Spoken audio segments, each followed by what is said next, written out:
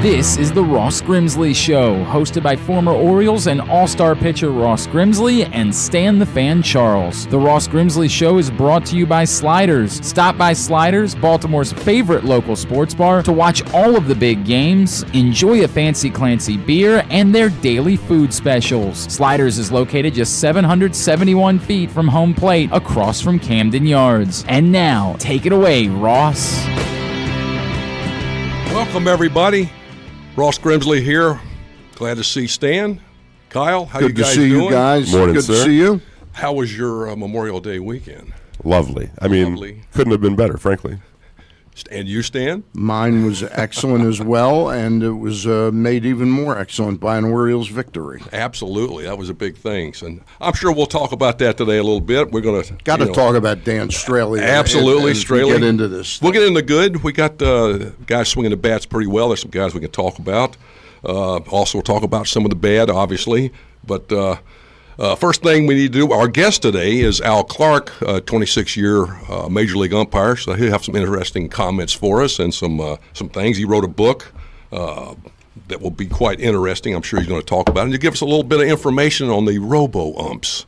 I think that'll be pretty good. That's a topic near and dear to my heart, also near and dear to Dave Johnson's heart. I've been hearing him on radio. Oh, no, yeah. a lot of people are, even Tony Penta. Yeah, he made some comments about it. But anyway, yeah, first thing we got to get to is the passing of Bill Buckner. That was quite sad to hear about.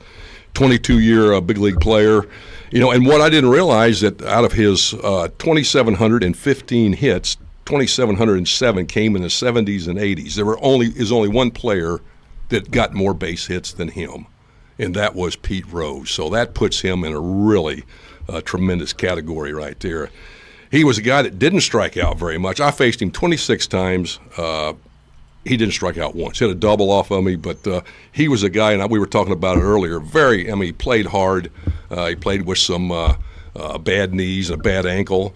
But here's a guy that, he brought his best every day. He went through the problem in Boston when that ball went through his legs, and he had to move to Idaho. The fans and people were so on him, and I got a chance to talk to him a couple years ago at the Hot Stove in Richmond, Virginia, and it was sad. It was sad, but he came back, and they kind of forgave him. So well, after they won 2 World Series, they had him throw out the opening pitch, I think in 2007 or 8. I think it was 8, and got a standing ovation, And I hadn't remembered, that incident happened in 1986, and then he left and went to the Kansas City Royals for a couple of years. And then he actually came back to Boston in 1980 briefly. Right. And got a standing, 80. No, 90. In 90, he came back very briefly and actually got his one inside the park home run as a member of the Boston Red Sox. But when he was introduced, being back with the Red Sox, got a standing ovation then. Yes. So I guess some bad thoughts settled in between 90 and 2004. He came back. He had his Boston jersey on, and it was good. But I read on Twitter yesterday that essentially the story in '86, he was left in the game because it was so close to being wrapped up for the World Series. The manager wanted him to have the moment to be of being on the field when they got the victory. And you mentioned his knees. He was normally pulled from that game for a defensive replacement because of that reason. But he was actually a pretty good first baseman earlier in his career. Obviously, and could run a little bit, stole some bases. He was fast and a good outfielder, and he had 100. There aren't that many players. I know you do the 400. How many players in Major League Baseball history have 174 home runs and 183 stolen bases? Yeah. That's a pretty good combination. And he had 2,715 hits, and as you alluded, he didn't strike out much, never struck out more than twice in a ball game. Right, he never struck out 3 times. That's absolutely 22 years. You never do that. And again, he was left-handed, and he didn't. I didn't strike out a lot of guys, but he 26 at bats, no strikeouts. So that was God rest his soul. He was a great guy, really a soft-spoken guy. He spoke at, like I said, the hot stove in Richmond, and I got to talk to him a little bit. And he was really a special person. Getting back to that strikeout thing, and he was a special person. But we think of like a guy like Trevor Story as a fairly special ball player. You know, combination of what he brings to the table. He struck out 5 times on Sunday. 5 times. That is what is that? That's not the golden sombrero. It's another name for it. I don't really know. Because you don't see that often. I think. Platinum sombrero? Platinum sombrero? Yeah, I think so. Okay. But that's pretty amazing. He did it. We just saw a guy do it 5 times. Right. Here's a guy who played 22 years. What does that say about the difference between not Trevor Story and Bill Buckner, but about the game today versus the way it was played? Oh, right. It's a different game. Yeah. It's more of a power game now, pitching and hitting, and you see a lot. Obviously, going to see a lot of strikeouts. But I heard a stat the other day. There's more 3-2 pitches now are on the course for being the most ever, and that's basically because guys, they're power people, power swings. They're going to strike out a lot. There's going to be a lot of pitches, and it's just the way the game is. It's a different game now. Is it better? Is it worse? It's a different game, and you got a lot more injuries now. And I mean, we could go on and on with some of that. But, and I think it's, for some fans, it's boring because there's not a lot of action. You got anywhere between 5 and 7 minutes with no action. But and they're trying to find ways to make it more enjoyable. And I figure if you put the ball in play, you throw the ball over the plate, it will be enjoyable because you'll see more action. You'll see more hit and runs, which they don't do. They don't steal bases. But it's swing for the fences. One of those experiments that was supposed to happen, I heard the other day that the Atlantic League has tabled for now this lengthening of the distance between home plate. They were supposed to bring that in to play in the second half of this season. They were supposed to go from 60 feet 6 inches to 62 feet 7 inches, I think. Your thoughts on that? I think they're going about it the wrong way, but they're trying to see what'll work. Yeah. With a lot of different things. But you take a big chance on hurting a lot of guys' arms. We got enough injuries in this game right now, and a lot of leg injuries, a lot of arm injuries, and you just kind of scratch your head. Obviously, I have my opinions, as I'm sure everybody else does, but we just didn't see these type of injuries years ago. And you ask people, I asked people that played before me about this, and they just haven't seen it. And it's just, I would like to get somebody to tell me, why do you think there's injuries? I think it has to do with the velocity, frankly. I mean, that's one. You got kids in training for velocity purposes Correct. As early as like 10, 12 years old, and they're ramping up to like maximum effort on all their pitches, and I think over time you're just degrading the tendon. But exactly. I mean, that's like with the PEDs. Yeah. Your muscles get so strong that the tendons can't handle them, especially young kids that are growing. I just talked to a guy the other day. His son tore a growth plate because he was working. He's 13, and he hurt his arm pitching because he tore a growth plate because it's all out, and you can't do that. I mean, you take a big chance. Even now, with the way they're doing things, you take a big chance. But my question is, so many leg injuries, so many. We never heard of an oblique. You can't pull fat. Well, that has to be part of the way that athletes condition today is building up muscle. Yeah, all over the body. But the thing is you're gonna the more the swings they take now, and they take a lot of swings. They don't throw as much, but the swings you're getting your exercise in. That you don't need to use one of those weighted balls or whatever, the big balls and turn. You just keep swinging and throwing. You're going to do that and running. We saw that less injuries. But anyway, let's go to the O's and what they did. They were in Colorado. They had a little bit of a problem, a big problem with the bullpen, which was really they had leads going into that. They've been in a lot of ball games. They're swinging the bats really well.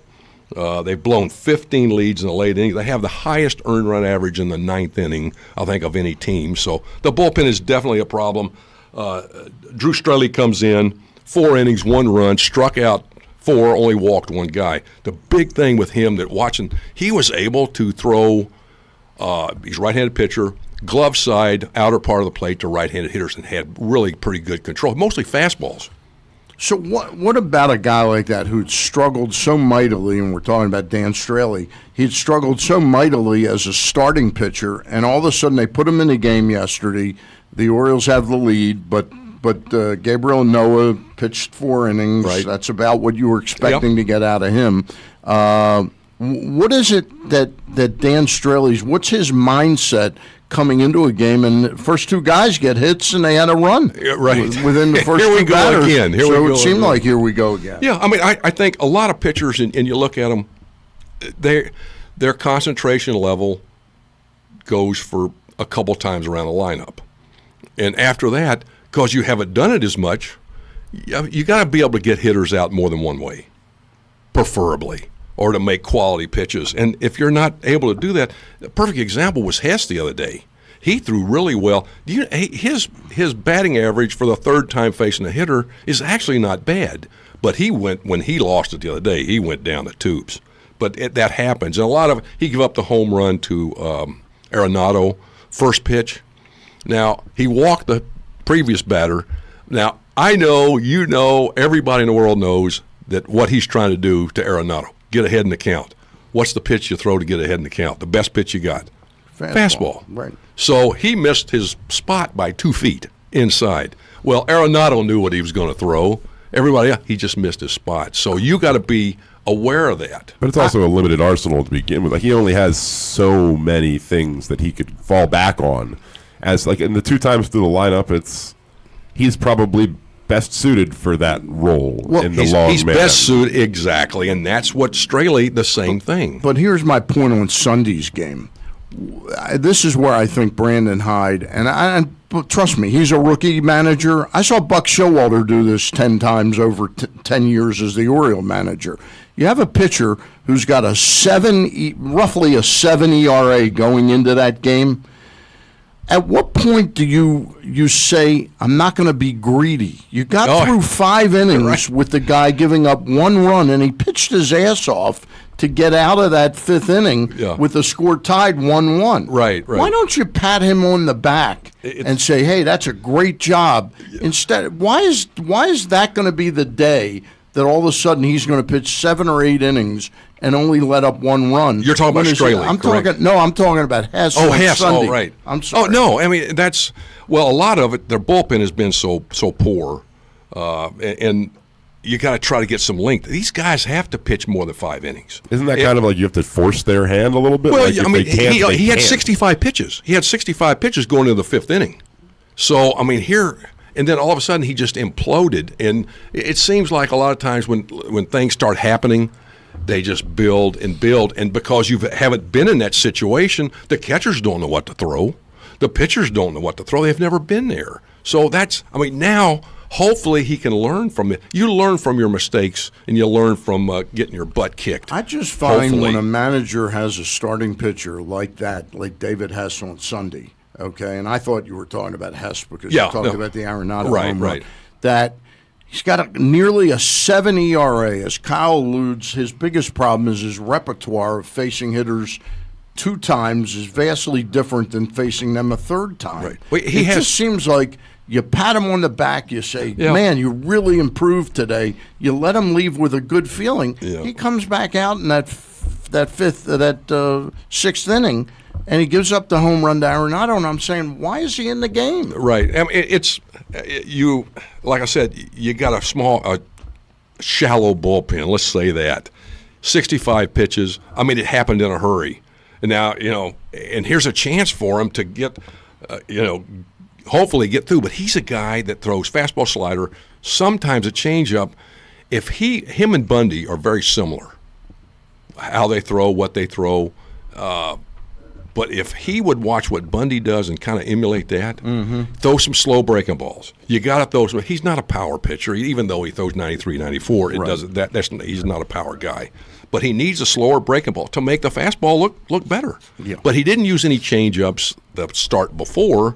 But again, to get through a 3rd time or a 4th time, you got to mix things up. You can throw.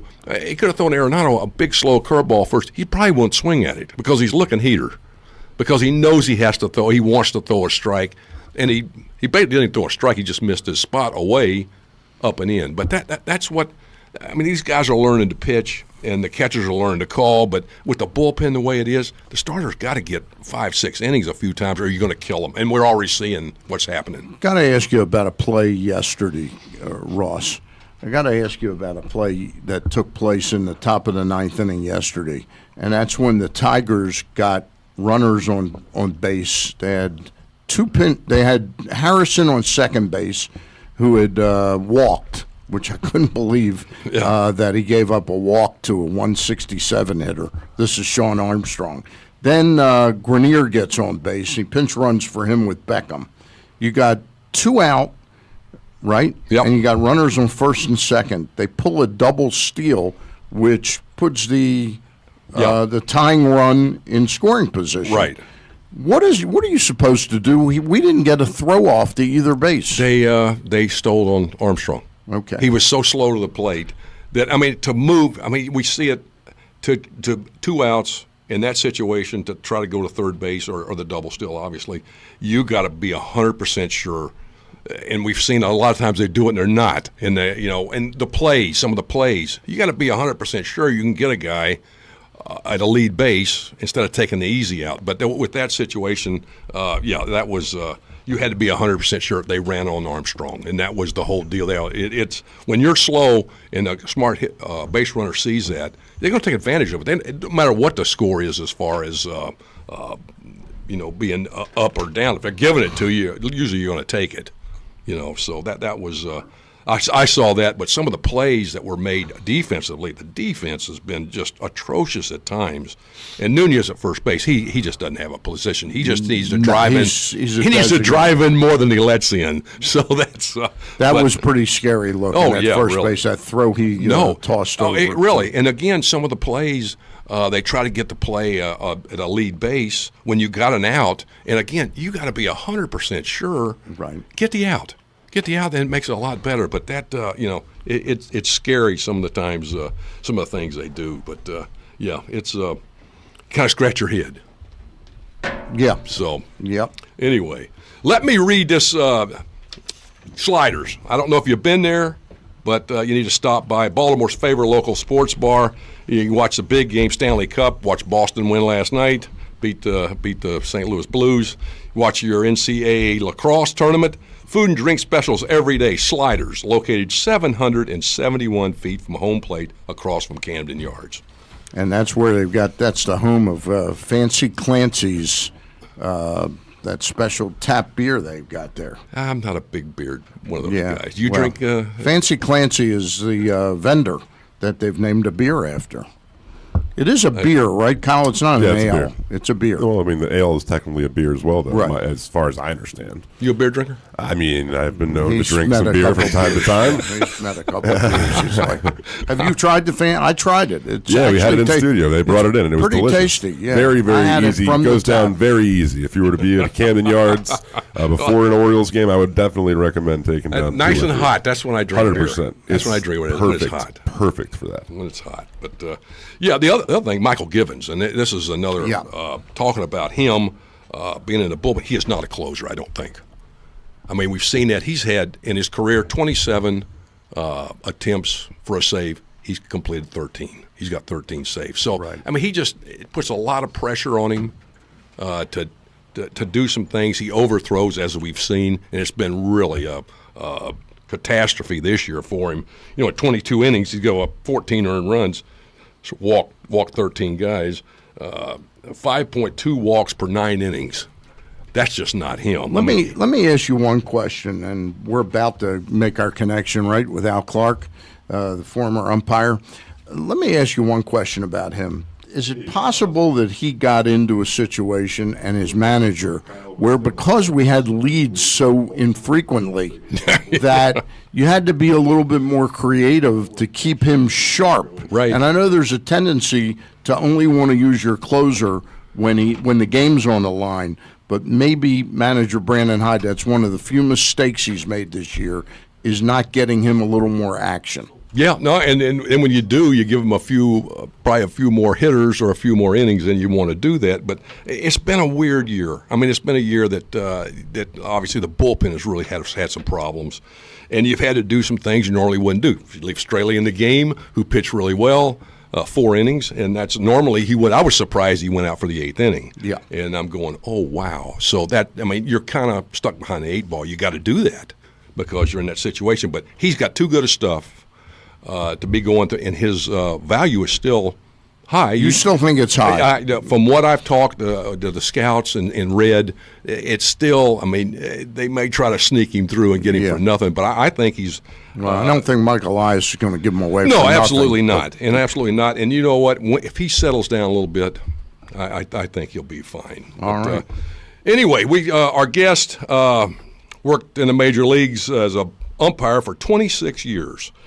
He has witnessed some history in baseball, which is unbelievable. Bucky Dent game in Fenway Park, Hall of Famer Randy Johnson's first no-hitter in Seattle, Nolan Ryan's 300th win in Milwaukee, Dave Righetti's July the 4th no-hitter in New York. He was also on duty for the San Francisco Giants Oakland A's earthquake game, which was postponed for 10 days. Big memory. I mean, he's got a history here in Baltimore. He was on duty when Cal Ripken Jr. tied Lou Gehrig's consecutive game streak, and he was there when he broke it. Afterwards, he's opened up parks, Camden Yards, Jacobs Field in Cleveland, the ballpark in Arlington, as well as the closing night at the old rec in Cleveland. Al Clark, Al, how you doing, buddy? Good morning, guys. Good to be here with you. Great to hear from you. All the things we just read about what you've witnessed in baseball. Amazing. Any one thing stand out that really gives you chills? Well, Ross, I'll tell you what. Probably the same thing that stands out for you: signing that first big league contract. That was a paramount. That is a paramount thing in all our lives, the achievement of a dream come true and going to the big leagues. Al, this is Stan Charles. How you doing? Stan, it's good to talk to you, man. I used to see you down at Sabatino's with all the umpires in the good old days. And I had to ask you, one of the games I think you were part of, were you in the umpiring crew in the famous Jeffrey Mayer game? No, I was not. That was Richie Garcia. That's Richie Garcia. Field. That's right. Okay. All right. And no, I was not in that series at all. And I think, and I've spoken to Richie about that, a time or two back in the day. And he says that if he had to do it over again, he'd have probably come up with a different judgment. So my question, though, still stands, even though it wasn't you that was part of that umpiring crew. Is there an intimidation factor when you get into New York or Boston, the cities where the fans are so intense and right on top of all the action? Is there an intimidation factor? Stan, honest to God, there is not. Okay. As a matter of fact, it's probably just the opposite. We are so unintimidated, and we don't care who wins and who loses.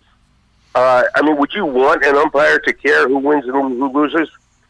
The only thing that is intimidating to an umpire, quite honestly, on the field, is when a fan comes out onto the field and comes running at us. Mm-hmm.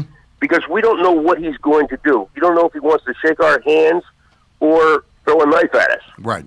I mean, people shoot presidents and popes. Yep. What are they going to do to an umpire? Yeah. But dealing with players and dealing with fans that are in the stands is really not an issue for us at all. Hey, Al, I know you wrote the book, Called Out But Safe, A Baseball Umpire's Journey. It gives you, talks about your 26 years of all your experiences. Can you tell us a little bit about the book without really going into it, but tell us a little bit what it's about? Well, sure, kid. Ross, it's a great airplane book. It's not real heavy. It goes into all those experiences that you mentioned before a little differently than from an executive player, coach, or manager. It's from an ump's eye view. And if you're a baseball fan, seeing all those iconic, things that happen on the field from a little different twist. is pretty interesting if you're a baseball fan. Hey, one thing that you guys missed that I was a part of in Baltimore at Old Memorial Stadium on 33rd Street. Right. I was part of the crew. The only time a 5-game series in 5 days was played or scheduled, and that was between the Yanks and the Orioles, back in the early 80s, and it drew 249,000 people in 5 days. Stan, do you remember that? I vaguely remember it. I didn't remember it as a regularly scheduled, so it wasn't part of a rain situation. I don't think so. I guess it could have been. But they would have played no it. They would have played involved. it as a 2-admission. The Orioles were drawing such a high percentage of capacity then that they would have probably played it as a 2-admission game. So it would have been 5 games. Yeah. Well, no. Back then, the only 2 clubs in the American League that could play a split doubleheader was Minnesota and Boston. Okay. Other than that, there had to be a single admission doubleheader. Okay. But that was an iconic time back then, guys. I mean, the Orioles on 33rd Street with Earl and all the players. My goodness gracious, that was exciting. Very, very exciting to be in Baltimore. So I'd be remiss if we didn't ask you, what was your relationship? Absolutely. I've talked to Ross about it many times. What was your relationship like with the Earl of Baltimore? Well, the best way to describe Earl, of course, as an umpire, we didn't have very much of a relationship. It's kind of like anybody with their ex-wife. Right. But he was kind of like an itch in the middle of your back.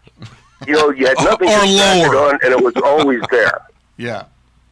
Oh, unbelievable. Hey, Al, I know you these days you travel the country. You're a motivational speaker through your company, Al Clark Enterprises. Can you tell us a little bit about that?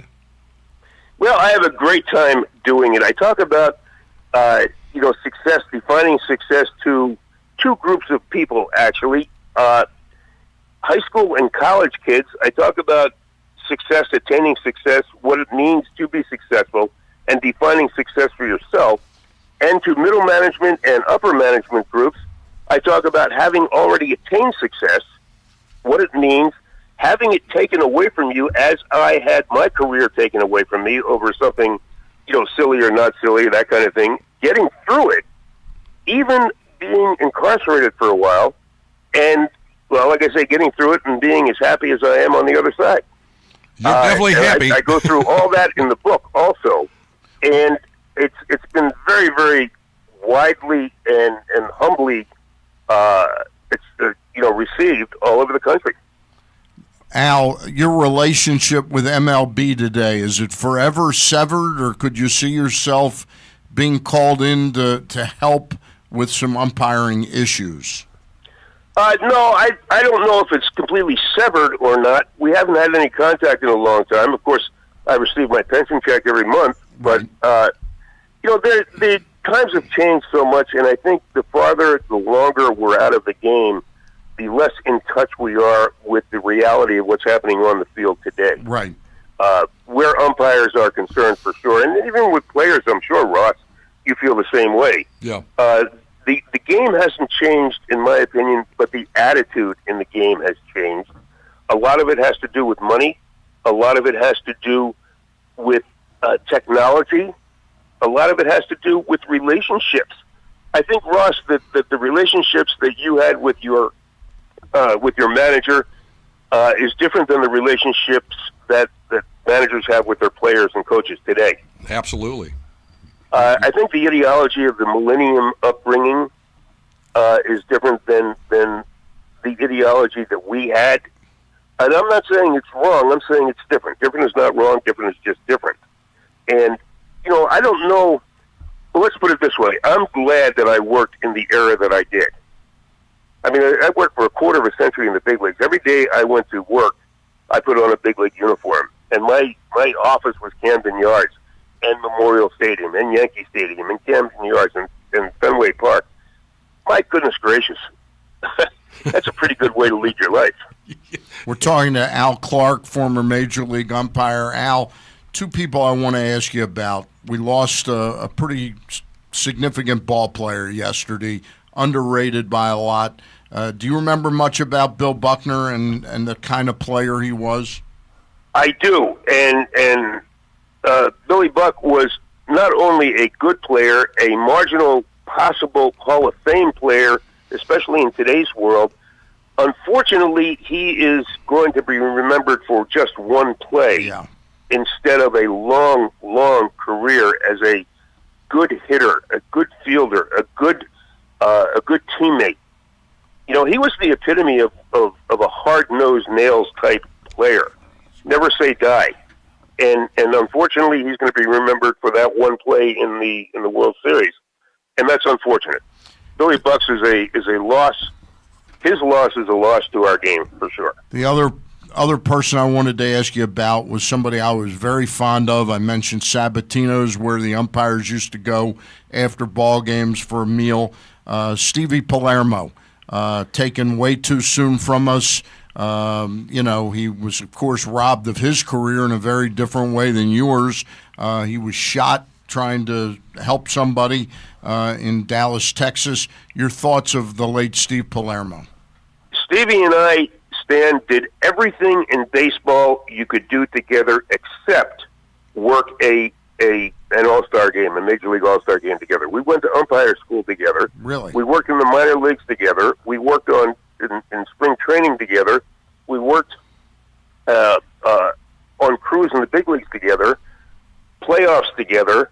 We worked the 1983 World Series together, Baltimore and Philadelphia. And like I say, and we didn't work an all-star game together in the big leagues. We worked 1 year apart. So I've got great memories of Stephen, and we were great friends. He was a very, very good umpire. He went around on the field as if he had gazelle legs. Yeah. I mean, he just popped in and popped out, and his attitude, players liked his attitude because he was a little edgy. Yep. And but he was the kind of guy players could talk to. But he was Italian, and he had a little Italian temper too.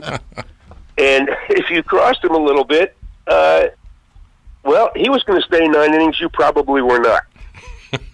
Last question. Do you talk to Debbie at all?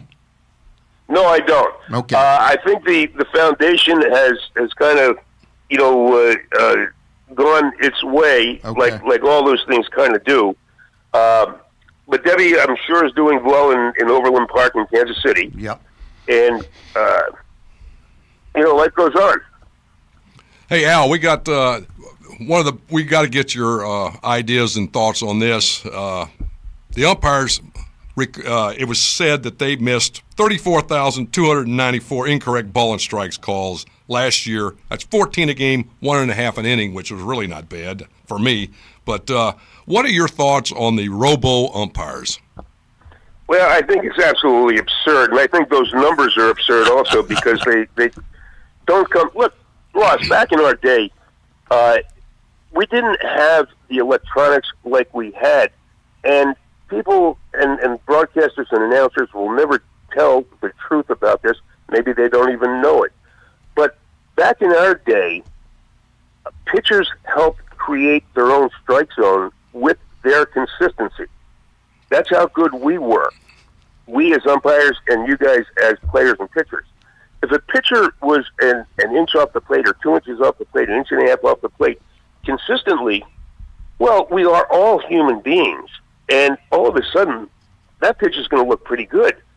Plus the fact, as Ross, you know for sure, I was known as a pitcher's umpire. I would try and get guys to swing the bat because if guys are swinging the bat, the game is going to move along much faster, much better, with much more rhythm. And the game was just a better game. I can't imagine. I think that in some places, instant replay is okay. Calling balls and strikes, I think, would be a travesty to our game. The game is played by human beings. It's worked by human beings. It should be called by human beings. Al, I'm not sure we want everybody to be that perfect. Al, we've got just about a minute or so, but I have to ask you one thing. There's a term over the last 10 years become more and more prominent, pitch framing. Isn't pitch framing cheating? Pitch framing is a figment of the writers and broadcasters' imagination. Yes, it is. The umpires do not call pitches by where the catcher handles the ball. We call the pitches by where it crosses into and enters through the strike zone. Exactly. Period. Exactly. God, we could talk about that for another hour. No, I know. What's the name of the book and where can people get it, Al? Barnes & Noble and the University of Nebraska Press, Called Out But Safe, A Baseball Umpire's Journey. All right. Thank you very Al, much. thank for you so being much, on. buddy. I Great. appreciate it. I know we talked for a long time at the golf tournament the last Yes, indeed. few years. Ross, it's a pleasure. Stan, it's good talking to you. Thanks, Look buddy. forward to seeing you guys in Baltimore. All right. All righty. There he goes. Al Clark. That's one of the things we talked about, and I've talked about it with you. And what was really neat, you earned your way on the plate, and it's tough to do now because the pitchers are all over the place. So you're not going to get. And Givens did the other night. He threw a perfect pitch that looked like a strike, but he was all over, so it didn't look like a strike.